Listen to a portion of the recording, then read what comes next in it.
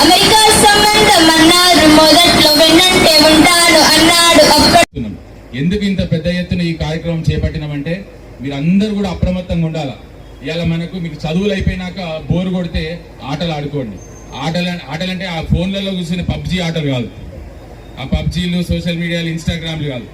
మేము పెరుగుతున్నప్పుడు కూడా మాకుంటే నా వయసు 40 ఏళ్ళు ఉన్నా నేను పెరుగుతున్నప్పుడు కూడా మీకున్నట్టు ఇంటర్నెట్లు ఫోన్లు ఏం లేవు. స్కూల్ అయిపోయిందంటే బాలు బ్యాటు పట్టుకొని ఏడ గల్లీ ఖాళీగా ఉందా అని ఎత్తుక్కొని 4 దోస్తులు తీసుకొని పోయి 4 ఫ్రెండ్స్ తీసుకొని పోయి ఆట ఆడుకోవడం తప్ప మాకు ఇంకా వేరే ఆలోచన లేకుండే. అయితే మంచిగా చదువుకోండి, లేదా ఏదో ఒక ఆట ఎంచుకోండి, లేదా ఏదో ఒక కల్చరల్ యాక్టివిటీ పెట్టుకోండి. నేను ఇది అని చెప్పా, చదువు ఒక్క దాంట్లోనే అందరు అద్భుతాలు సాధిస్తారని కూడా నేను చెప్పా. కానీ నా గట్టి నమ్మకం, గట్టిగా ఆలోచించి పరిశీలిస్తే ప్రతి మనిషికి ప్రతి విద్యార్థికి కూడా ఒక బలం ఉంటుంది. ఏదో ఒక ఆట బలం కావచ్చు, పాట బలం కావచ్చు, ఏదో ఒక పెయింటింగ్ వేసే బలం కావచ్చు, ఏదో రకంగా ఉంటుంది.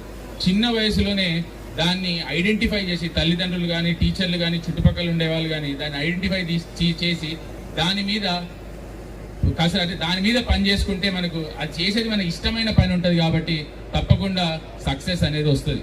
ఎన్నో చిన్న చిన్న పొరపాట్లు జరిగిన ఏదో ఉంటారు ప్రతి సమాజంలో. కానీ పనికిమాలో 4 దోస్తులు తారెత్తారు, ఆడోడు గ్యారంటీ ఉంటాడు. ఎవరినోడిని తీసుకొని పోయి ఏదో రకంగా బలంతమా, వీనికి ఇంత గంజా ఇద్దామా, వీనికి ఇంత మత్తు పదార్థాలు ఇద్దామా, ఏదో రకంగా ఇచ్చే కార్యక్రమాలు చేస్తూ ఉంటారు. వయసు చిన్నది కాబట్టి తొందరగా మీరు టెంప్ట్ అయ్యే అవకాశం కూడా ఉంటుంది. ఏమైతుంది అనే ఆలోచన తప్పు. ఏమైతుంది అనే ఆలోచనతో ఏ చిన్న పొరపాటు నిర్ణయం తీసుకున్నా రేపు పొద్దున మీ భవిష్యత్తులు మొత్తం పాడే పరిస్థితికి వస్తుంది. కాబట్టి మీరు చేయకపోవడమే కాదు, మీ దృష్టికి వచ్చిన ఈ కొల్లాపూర్ పట్టణం అంటే దురదృష్టం అనిపిస్తుంది.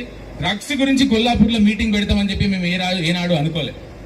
అంటే ఇలా కొల్లాపూర్ ప్రాంతంలో కూడా అంటే సిటీలు దేశాలు రాష్ట్రాలు అయిపోయినాయి, టౌన్లు అయిపోయినాయి. కొల్లాపూర్ ప్రాంతాలలో ఊర్లలో కూడా ఈ స్థాయిలో ఈ గంజాయి మత్తు పదార్థాలు అమ్మే కార్యక్రమాలు చేస్తున్నట్టు అందుబాటులోకి వస్తున్నాయి అంటే చాలా దురదృష్టమైన సంఘటనలు.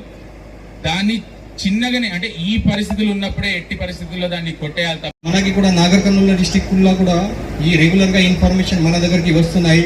ఆల్రెడీ ఇది లాస్ట్ మంత్ లో కూడా 3-4 కేసెస్ మన ఎన్డీపీఎస్ గాంజా పైన బుక్ చేశాము. రెగ్యులర్ గా ఇది కోల్హాపూర్ ప్రాంతం కూడా నుంచి కూడా ఇన్ఫర్మేషన్ వస్తుంది. బట్ నేను నా పోలీస్ డిపార్ట్మెంట్ ఆఫీసర్లో ఒక ఇన్స్ట్రక్షన్ ఇచ్చాను. అది ఫస్ట్ మీరు ఎవరైనా ఈ డ్రగ్స్ లో అడిక్ట్ అవుతున్నారు, అది ఫస్ట్ స్టేజ్ లో ఉన్నారు, ఫస్ట్ స్టార్టింగ్ స్టేజ్ లో ఉన్నారు, నార్మల్ స్టేజ్ లో ఉన్నారు, వాళ్ళకి పట్టుకొని కౌన్సిలింగ్ చేయండి. Don't book cases directly on first smokers and all these. ఎందుకంటే ఒక కేసు కూడా బుకింగ్ అయిన తర్వాత వాళ్ళ ఫ్యూచర్ అన్ని మొత్తం డ్యామేజ్ అవుతాయి. ఫ్యూచర్ ఏదైనా గవర్నమెంట్ లేదా ప్రైవేట్ ఉద్యోగం కూడా రాదు. సో అది ఫస్ట్ స్టేజ్ లో ఎవరు ఉన్నారు వాళ్ళ గురించి మన పోలీస్ సైడ్ నుంచి, తర్వాత ఎక్సైజ్ డిపార్ట్మెంట్ నుంచి, మన మెడికల్ డిపార్ట్మెంట్ నుంచి ఫస్ట్ కౌన్సిలింగ్ ఉంది. So we are not booking case directly on అది ఇనిషియల్ అది స్మోకర్ పైన. బట్ తర్వాత వాళ్ళు కొంతమంది అది రెగ్యులర్ గా అడిక్ట్ ఉన్నారు, రెగ్యులర్ గా తాకుతున్నారు, గాంజా సేల్ చేస్తున్నారు, వేరే పర్సన్ లో కూడా అలవాటు పెడుతున్నారు. ఈ టైప్ పర్సన్ లో ఖచ్చితంగా మన పోలీస్